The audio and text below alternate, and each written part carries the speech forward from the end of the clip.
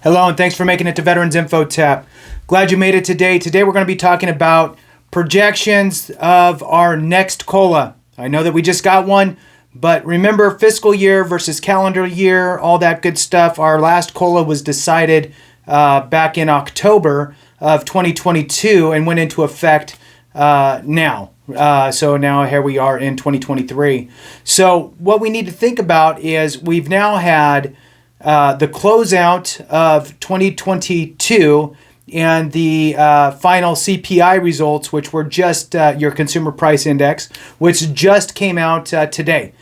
So what we're looking at is today's numbers for last month, December, were 0.3% below the fiscal year 23 baseline.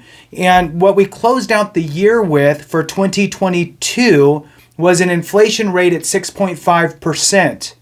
So that incorporates the entire calendar year with an inflation rate at 6.5%. Now remember, we had an 8.7% COLA, cost of living adjustment, that went into effect for the fiscal year numbers, which ended the end of September. So we roll into October, November, December as our first quarter of the new cycle for our new COLA numbers. So if this is something that you want to hear a little bit about, please hit that thumbs up for me. It doesn't cost you a nickel, and it helps get this word out. So I really appreciate the thumbs up and the subscriptions, just to help the channel, help get the word out to more of the veteran community. So as we look at the fiscal year and calendar years, again, that 8.7% was based on the federal fiscal year, which ended at the end of September 2022. The new fiscal year started October 1. Now, as we're moving forward now with this first quarter closed down, some of the projections, I mean, it's always going to be sketchy, right? The information you're going to hear from the administration is, hey, inflation's under control and we're on a downward trend for inflation. But remember, at any time, something quirky can happen and spending can go through the roof on the government side, causing more inflation. This is just super high level, super easy to understand dialogue. So you never know, right? A couple crazy moves and things getting signed off and throwing, boatloads of money can definitely affect inflation. But as of today, there is a downward trend over these last 3 months. And what we're looking at is, depending on who you're reading and what you're looking at, there's two different things to kind of give us a peek of where we could potentially see a COLA for 2024. One, employers are actually anticipating a 4.6% increase in their employee wages in 2023. So this would be their calendar year, most likely, that they are looking at increases to help offset. Now, remember, employees aren't getting COLAs, so this is a way for them to also help to their employees with the rising costs, right, due to inflation. So some of this is playing catch up, and some of it is in anticipation. So 4.6 from the employer side. Now, for COLA, you'll read different things depending on what sources you're looking at. Some say the 8.7 was so high. Remember, we ended the fiscal year at 6.5, we ended the calendar year at 6.5 with a fiscal year bump at 8.7, that some analysts are saying there's a potential of a zero for next year. Do I think there'll be a zero? Probably not. On the high side, what I'm reading anyway, is potentials of around a 4% for COLA.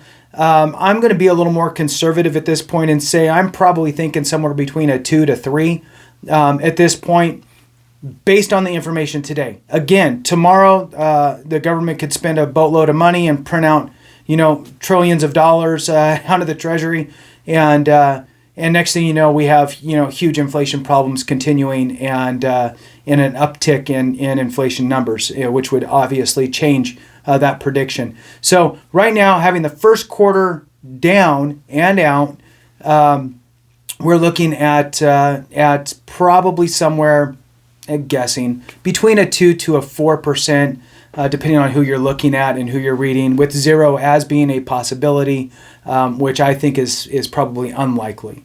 Now, with that being said, remember, COLA, cost of living adjustments, are really just to make you break even again. So it's not like really you're getting a raise, you're just staying at par so you could still buy that loaf of bread, which is also important, right? So, I mean, it's definitely something that's needed and should happen.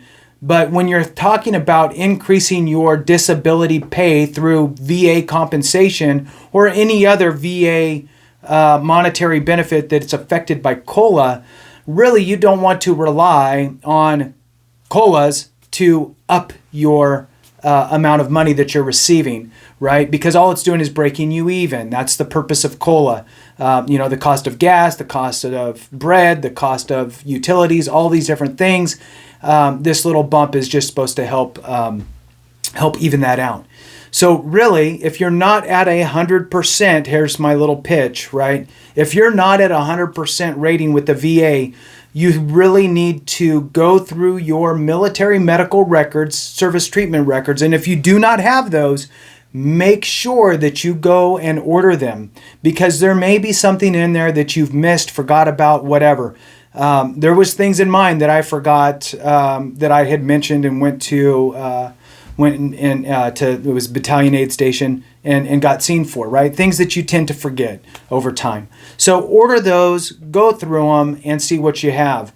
Look at your current conditions. Compare and contrast the current service-connected conditions that you have and contrast those with the schedule of ratings and make sure that you're being rated the appropriate rating. If your rating is lower than what you think you should be getting based on the schedule of ratings information, well, you might want to consider filing for an increase on that specific condition. In addition, start thinking about those secondary conditions. Remember, secondary conditions are due to a service-connected ailment. So, for example, you don't sleep good because of your bad back. You can't stay asleep very long because you get all tensed up and your back starts to hurt and the pain starts to throb and so forth, and so you can't stay asleep. You have insomnia as a secondary condition due to your back. Or you have a back condition where you had some trauma in your back, and now you maybe you were rated for a lumbar strain, lumbar issues, whatever. Now you have some arthritis building up in there. That may be a secondary condition to that initial lumbar problem that you had. Or you may have problems getting out of the chair. So because you're having problems getting out of the chair, you're pushing and now your elbows start to go. Or your left leg is messed up, so now your right leg is starting to go. Those secondary conditions can add up and help push you to a higher rating, even to the 100% mark, which is obviously the gold standard, as far as ratings are concerned. So with that, we'll go ahead and close it out. Thank you so much. I appreciate each and every one of you. And remember, if we don't take care of each other, something went wrong.